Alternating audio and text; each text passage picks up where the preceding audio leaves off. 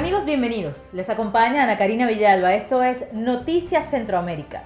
Y a partir de este momento vamos a comenzar a revisar las informaciones más importantes ocurridas en la región durante la última semana. Presten atención.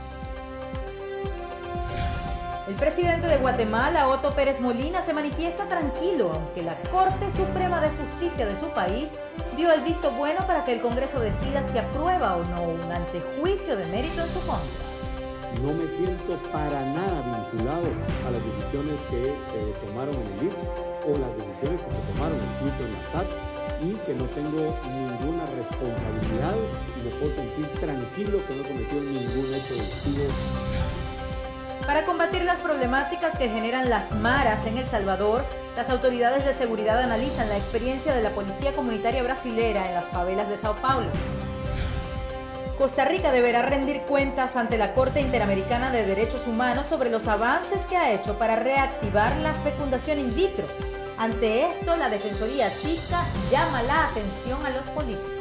El informe anual de la Defensoría de los Habitantes se está haciendo un llamado a los señores diputados de exponer al país ante una mora, una sentencia máxima de justicia interamericana, es algo muy serio. Según la empresa Manpower, 2 naciones de América Central lideran las expectativas de creación de empleo en Latinoamérica para los últimos meses del año 2015. Sepa cuáles son en esta edición. Pronósticos meteorológicos revelan que este año será menos lluvioso que 2014 en Centroamérica. Ante esto, más de 2 millones de personas en la región están en riesgo alimentario. Estas y otras informaciones hoy en Es Noticia Centroamérica.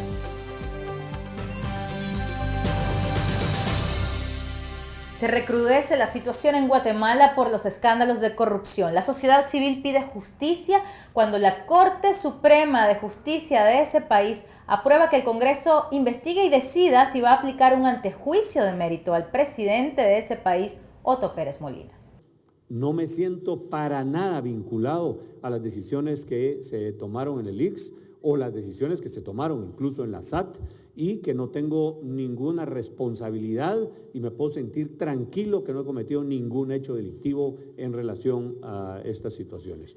Diputados constitucionalistas destacaron que lo importante del trámite de antejuicio contra el presidente es evacuarlo lo más pronto posible, pero sin que se politice este tema.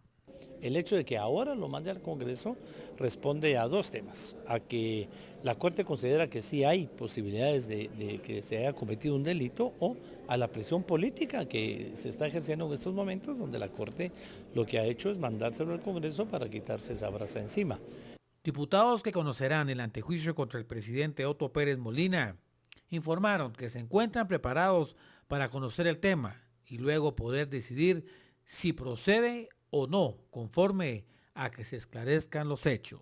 Que el pueblo de Guatemala conozca, ¿verdad?, con claridad qué es lo que está pasando, porque ya basta de tanta corrupción, ya basta de tanta impunidad en Guatemala. Afortunadamente la comunidad internacional nos está apoyando con la CICIG, de otra manera no conoceríamos este tipo de situaciones y yo creo que hoy el pueblo de Guatemala está resuelto a que se conozca a fondo las causas de todo esto y que se castigue a los responsables con todo el peso de la ley. Analistas destacaron que lo importante en la coyuntura política actual es resguardar el orden constitucional, ya que esto fortalecería al Estado de Derecho y a la democracia. En este momento estamos en una situación donde el juicio político puede ser determinante para el proceso electoral en la medida en que los actores políticos manejen la situación, pueden contribuir a que esto no solo agudice la crisis política, sino que logre en alguna medida que el sistema llegue sin mayores problemas a las elecciones. Analistas se han pronunciado en torno a este caso, destacando lo importante que es el antejuicio para el presidente, pero lo vital es que se resguarde la institucionalidad del país y que se preserve el Estado de Derecho. Desde Guatemala, Gerardo Montenegro, CB24 Noticias. Nos vamos a Honduras porque las autoridades gubernamentales de ese país han decidido militarizar las farmacias y bodegas de los hospitales públicos para evitar irregularidades como la retención innecesaria de medicamentos. La retención de 10 millones de tabletas de acetaminofén, entre otras irregularidades, fueron los detonantes para que el gobierno de Honduras tomara la determinación de que militares custodien los almacenes de los hospitales públicos y del Seguro Social. Van a haber policías militares ahí cuidando que ese medicamento llegue a las personas más pobres. Pero además de eso, como les decía, ya se está estructurando todo un proceso completo para lo que es la distribución, el dispensamiento y el almacenaje de medicamentos. Los fármacos encontrados en el almacén central tienen un valor de más de $450,000, por lo que para evitar esa situación también ha motivado a que las farmacias del Seguro Social se comiencen auditorías, cuyo propósito ya está definido. Transparencia adecuada en las compras, almacenamiento adecuado de los productos adquiridos y procesos adecuados de suministro de los productos. Mientras las autoridades del gobierno central buscan evitar mayores pérdidas, los hondureños que acuden a estos centros médicos son los más afectados, pues llegan como entran, sin una pastilla para sus dolencias. Sí, no hay ni una medicina y pagué los 20 lempiras. No sé, fíjese que valdrá esta medicina, no le puedo decir, va. Tenemos que ir a la farmacia a cotizar, a ver. Vamos a ver, ¿verdad? El señor los va a probar para poder comprar. Ante los reiterados problemas que enfrenta el débil sistema de salud de Honduras, el Consejo de Ministros determinó mandar a los pacientes a las farmacias privadas para luego, con el presupuesto de salud, pagar los medicamentos. Para definir cuáles van a ser los medicamentos que más demanda la población, que la población no ha recibido en tiempo y forma de los hospitales, para que una farmacia privada pues se lo dé a los pacientes. Para evitar caer en los vicios de corrupción del pasado y así proveer a los hondureños de un verdadero sistema de salud, ahora los diferentes procesos de salud deberán pasar por un filtro de transparencia, para lo cual Naciones Unidas, Secretaría de Salud y Transparencia Internacional buscarán los mecanismos correctos. En Honduras, Lilian Caballero, CB24 Noticias. En El Salvador siguen haciendo grandes esfuerzos para combatir la inseguridad liderada por las maras. En esta oportunidad traen a policías comunitarios de Brasil a mostrar el modelo que han aplicado en Sao Paulo. La implementación de la policía comunitaria en los barrios de Sao Paulo, conocidos como favelas, fue presentada a los alcaldes de los 262 municipios de El Salvador, en busca de reducir la violencia que generan las pandillas en sus comunidades. Todo modelo precisa ser adaptado. Nosotros acreditamos que en algunos momentos es necesario hacer acciones más represivas, porque no hay cómo retomar territorio, cómo hacer. Pero nosotros acreditamos que el trabajo preventivo de la policía en contacto directo con la comunidad. Para la Corporación de Municipalidades de la República de El Salvador, Comuris, el gobierno salvadoreño debe descentralizar la seguridad y delegar funciones a las alcaldías que conocen cada barrio en cada comunidad. Por estar más cerca de la población y porque la verdad es que las alcaldías como que tenemos más gente para poder trabajar y repito, en la prevención, porque nosotros no estamos aptos para muchas cosas que le corresponde a la PNC. Actualmente El Salvador ha desplegado su policía comunitaria en el 70% del territorio nacional. El objetivo, según las autoridades, es acercarse a la población para conocer sus necesidades y prevenir hechos de violencia. Yo en lo personal, como jefe, si un detenido me dice que quiere hablar conmigo, yo lo saco a la Bartolina y converso con él. Es que el diálogo es saludable. Intercambiar necesidades, intercambiar realidades. ¿Por qué le voy a negar audiencia yo a un detenido que me va a plantear que lo maltratan en las Bartolinas de la policía? ¿Por qué le voy a negar audiencia yo a un detenido que me va a decir, mire señor jefe, esto es insoportable, estas Bartolinas no se aguantan? Entonces, una cosa es dialogar y otra cosa es meterse a negociar. Eso es otro tema que nosotros no tocamos. El acercamiento a las favelas y el diálogo dio buenos resultados en Brasil. A primeira fase, ela em 2 anos já tinha uma redução em mais de 50% dos... Este oficial de la Policía Militar de Brasil dice que en los primeros 2 años de acción, los policías comunitarios lograron reducir la violencia en un 50%. En San Salvador, Iván Manzano, CB24 Noticias. Se encienden las alarmas en varios países de la región centroamericana por el virus tropical Zika. Al regreso de la pausa les damos detalles de cómo evoluciona.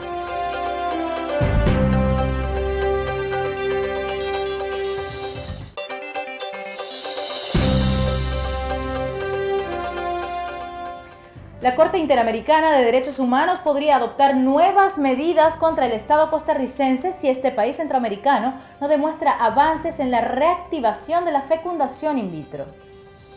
A petición de la Defensoría de los Habitantes, la Corte Interamericana de los Derechos Humanos convocó a Costa Rica a una audiencia pública para que explique los avances en el establecimiento de un marco jurídico que regule la aplicación de la técnica.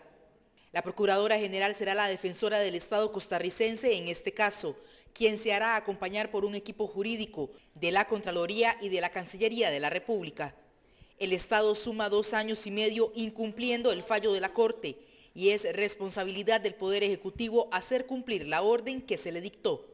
Sin embargo, el proyecto de ley que establecería los protocolos para reactivar la fecundación in vitro está estancado en la Asamblea Legislativa, por lo que el Ejecutivo debe buscar un plan B, por ejemplo, establecer las normativas vía decreto ejecutivo. En el informe anual de la Defensoría de los Habitantes se está haciendo un llamado a los y los señores diputados de exponer al país ante una mora de una sentencia del organismo máximo de justicia interamericana. Es algo muy serio, ¿verdad? Y que lesiona un poco el acceso a la justicia a nivel no solo internacional, ¿verdad?, de la imagen del Estado, sino la no honra de los pactos a nivel del sistema interamericano. Entonces, ¿a qué se expone Costa Rica si no demuestra progresos? Mire, la Corte puede eventualmente, dentro del litigio que se sigue, volver a interponer medidas cautelares para el cumplimiento de la sentencia, ¿verdad?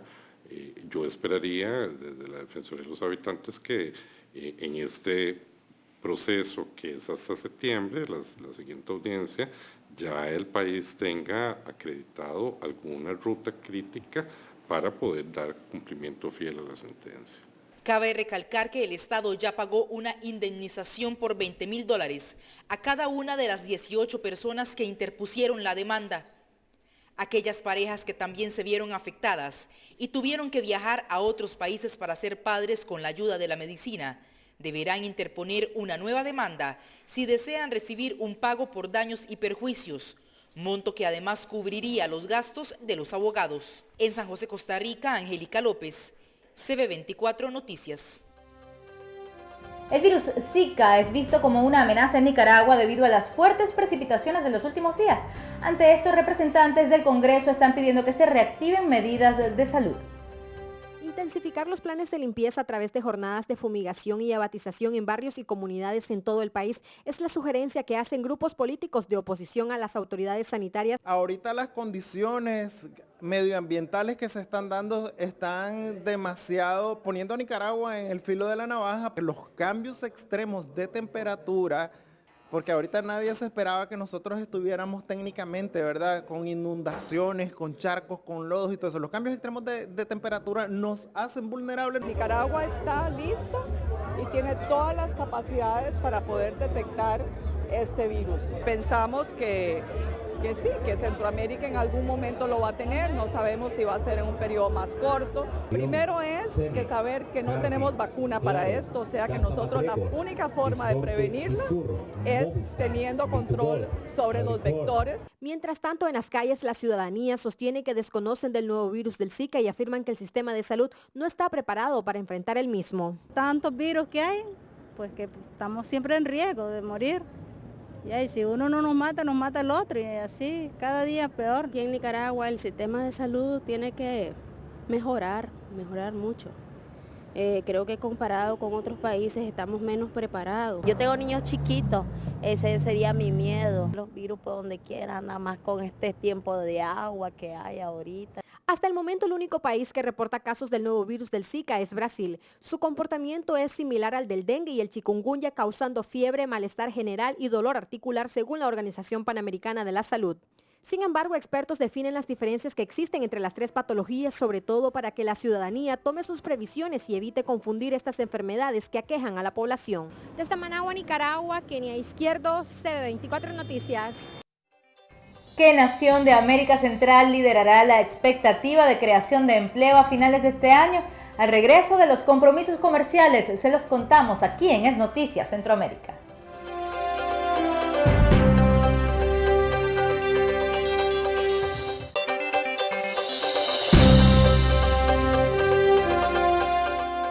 Esto es Noticias Centroamérica, estamos de vuelta, les acompaña Ana Karina Villalba. Les informamos que en Panamá las autoridades notifican que ya avanza a 90% las obras de ampliación del Canal de Panamá y se ha iniciado el proceso de llenado de las esclusas del lado del Atlántico. Las esclusas recibirán 50.000 metros cúbicos de agua del lago artificial Gatún por hora durante 5 días, mediante las tuberías de 90 metros de diámetro cada una. Es un momento importantísimo en el progreso de la obra. Como ustedes saben, ya hemos llegado a un casi 89% de este proyecto, 90% de las obras de ampliación en su totalidad. Muchos de los proyectos ya están terminados al 100% dragado y excavaciones en seco. Y este, pues siendo el proyecto más complejo de las obras, definitivamente haber llegado hasta aquí con todas las situaciones que pasamos el año pasado, es un momento emocionante e histórico.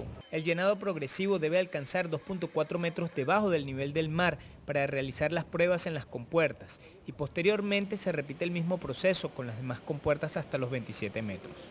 Es el inicio del fin de la obra del Canal de Panamá. Es la primera vez que estamos inundando una cámara. Esta que estamos inundando ahora viene por gravedad y con agua del lago Gatún. En el lado pacífico vamos a tener que cambiar un poco el procedimiento y vamos a utilizar bombas para acelerar el proceso de las pruebas. Recuerden que para poder probar las compuertas y para poder probar las válvulas, el agua tiene que estar ya dentro de las esclusas. Cada complejo de esclusas cuenta con 3 cámaras, 9 tinas de reutilización de agua, sistema de llenado y vaciado lateral, conductos, válvulas y 16 compuertas rodantes, 8 en el Atlántico y 8 en el Pacífico. Abrimos estas válvulas que conectan el Gatún con la obra y empiezan a pasar 5 millones de metros cúbicos de agua para inundar la cámara baja y la cámara media. Con esta ampliación podrán pasar por el canal los nuevos buques Post-Panamax, de más de 400 metros de manga, equivalentes a 4 campos de fútbol, y así doblar la capacidad de la vía interoceánica para atender la creciente demanda del comercio mundial. Se estima que a partir del mes de marzo del 2016 inicien las primeras pruebas de tránsito de barco en el lado atlántico del canal ampliado. Desde Ciudad de Panamá para CB24 Noticias, Ricardo Santana. Un vuelo rasante y rápido por toda la región, esto es la agenda informativa de Es Noticias Centroamérica.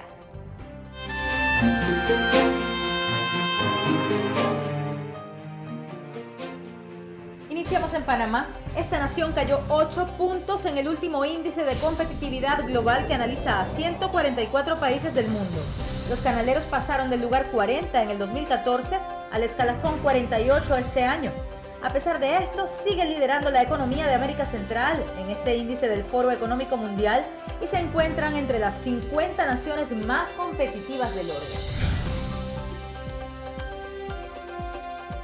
En Costa Rica, el presidente Luis Guillermo Solís pidió a autoridades de la Unión Europea ratificar el acuerdo de asociación con Centroamérica antes de 2015 para que entren en vigencia los convenios en materia de diálogo político y cooperación, los cuales están pendientes debido a que 13 países del viejo continente todavía no han aprobado el pacto en sus respectivos parlamentos. Escuchen esto, en Nicaragua, trabajadoras sexuales serán nombradas por la Corte Suprema de Justicia como mediadoras judiciales y serán formadas en derechos humanos y resolución de conflictos. 18 trabajadoras sexuales podrán intervenir entre las partes en conflictos cotidianos o leves. En El Salvador, el canciller de este país, Hugo Martínez, se reunió con su par de la Federación de Rusia, Sergei Lavrov, para reafirmar el interés de ambas naciones en fortalecer los vínculos comerciales y de cooperación. El jefe de la diplomacia moscovita mostró su disposición a fortalecer la ayuda rusa en el tema de la seguridad ciudadana en suelo salvadoreño. Nos vamos a Honduras porque un informe del Banco Mundial revela que la situación macroeconómica de ese país mejoró con respecto a hace 2 años. El costo de la energía, la baja calidad del capital humano y la poca transparencia del gobierno son algunos de los desafíos que tienen los catrachos, según este informe, para dejar de ser una de las 3 naciones más pobres de América Latina. Cerramos en Guatemala, que promulgó un reglamento que controla la observación de ballenas en su litoral para proteger así a los cetáceos de amenazas que sufren por la pesca y el turismo descontrolado. La directriz establece un límite de 3 embarcaciones para realizar el avistamiento simultáneamente y llama al capitán del barco a retirarse de la zona si la ballena se muestra agresiva.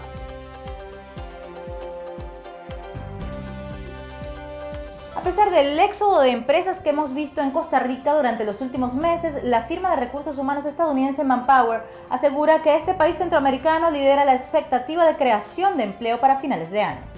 De acuerdo con el estudio, Costa Rica desplazó por primera vez a Panamá como líder en expectativa de creación de empleo de América Latina, pues para el tercer trimestre de este año, el porcentaje de expectativa es de un 14% en Costa Rica, mientras que en Panamá es de un 13%, empatado con Colombia en la segunda posición. En el tercer lugar se ubica México, seguido de Guatemala, Perú, Argentina y Brasil. El repunte de Costa Rica con respecto al trimestre anterior obedece al inicio de grandes obras de infraestructura en el país, lo que le ha permitido desplazar a Panamá como el país con la mejor expectativa de creación de empleo en América Latina. Panamá en este momento se sitúa en la posición número 10 a nivel mundial como uno de los países que más va a estar creciendo. Este año tenemos países en Centroamérica, por ejemplo el caso de Costa Rica, que van a estar un solo punto por ciento por arriba de Panamá, producto de algunas inversiones que están haciendo allí en puertos, pero en líneas generales Panamá se mantiene aún en una muy buena posición a nivel mundial. En Panamá, la expectativa de creación de empleo para el tercer trimestre cayó un 5% en comparación con el trimestre anterior y de acuerdo con el director regional de la firma estadounidense Manpower, esto obedece a la incertidumbre de los empresarios ante la lentitud para arrancar las obras. Notamos con respecto al trimestre anterior que hay una ligera baja, particularmente obedece a la ralentización que ha tenido, digamos, el sector construcción, el sector transporte y comunicaciones en Panamá, principalmente a adjudicación de licitaciones o a otorgamiento de permisos. Eso de alguna forma ha ralentizado el crecimiento para obviamente lo que obedece a la contratación de personal. Pese a este escenario, Alessi sostiene que se avecinan importantes proyectos de infraestructura en Panamá que permitirán la creación de más empleos. Uno de los principales es pues la construcción de la línea 2 del metro, que pues prevé la contratación de un importante número de trabajadores. También tenemos y continúan las obras de rehabilitación, en algunos casos ampliación de la carretera interamericana, tenemos las construcciones de hospitales, por ejemplo en Bocas del Toro, tenemos la construcción de la cárcel en David, en fin, tenemos una serie de obras que el Estado ya de alguna forma ha dado el ok para arrancar y que básicamente van a estar generando contratación de personal en este próximo trimestre. Particularmente en el caso panameño, los sectores de construcción, servicios, comunicaciones, turismo y comercio son los que tienen las expectativas de contratación más altas para el tercer trimestre del año. La encuesta de Manpower se aplica a casi 60.000 empresarios en 42 países o territorios del mundo. Y en esta ocasión, Taiwán volvió a ocupar el primer lugar, seguido de India y Japón. Los pronósticos meteorológicos muestran que el año 2015 será mucho menos lluvioso que el año 2014 y según las informaciones de los expertos en materia agroalimentaria podría haber 2 millones de personas en riesgo alimentario por la sequía. Durante las últimas semanas, este ha sido el escenario en gran parte de Centroamérica. Fuertes lluvias que provocan estragos en diversos puntos de los países de la región. Pero en otros sectores de Centroamérica el escenario es muy distinto, pues mientras el agua sobra en el Caribe centroamericano, falta en el Pacífico de la región, conocido como el corredor seco. Esto obedece a la prolongación del fenómeno climático El Niño, que produce sequía en el Pacífico y lluvias abundantes en el Caribe. Los pronósticos no son alentadores, pues según los expertos, este año podría ser menos lluvioso que el 2014 en una extensa franja del corredor seco. Inclusive para las autoridades del Ministerio de Agricultura de Costa Rica, este 2015 será peor que 1997, hasta ahora el año más seco que se ha registrado. Frente a ello, los gobiernos de la región ya han tomado previsiones para evitar daños similares a los de 2014, un año devastador especialmente en Guatemala y Honduras. En este último país se perdieron el 70% de la segunda cosecha de maíz y el 45% de frijoles, dos granos esenciales en la dieta popular. Este año más de 2.5 millones de centroamericanos están en riesgo por la sequía que amenaza la producción de alimentos en una región con índices de pobreza que van desde el 21% en Costa Rica hasta el 67% en Honduras, y en donde además, según el Programa Mundial de Alimentos, el hambre amenaza principalmente a los niños y niñas, sobre todo en Guatemala. La desnutrición crónica, la más fuerte, está en Guatemala. Ahí hay comunidades que tienen, sobre todo en las comunidades indígenas, tienen índices de 70 o 80% de desnutrición crónica de los niños. En total, en general, en Guatemala es la mitad de los niños, 49% de los niños sufren desnutrición crónica. Y eso es una rémora para el país. Cifras oficiales revelan además que Costa Rica, Guatemala y El Salvador sumaron en 2014 una pérdida combinada de casi $200 millones producto de la sequía. Y la recomendación de las autoridades del sector agropecuario para los productores centroamericanos es no sembrar por el momento, para reducir las previsibles pérdidas durante este 2015. Nos vamos, amigos. En nombre de todo este equipo que trabaja para ustedes a lo largo y ancho de la región, les agradecemos su preferencia. Estuvo con ustedes Ana Karina Villalba y los vamos a dejar con unas hermosísimas imágenes.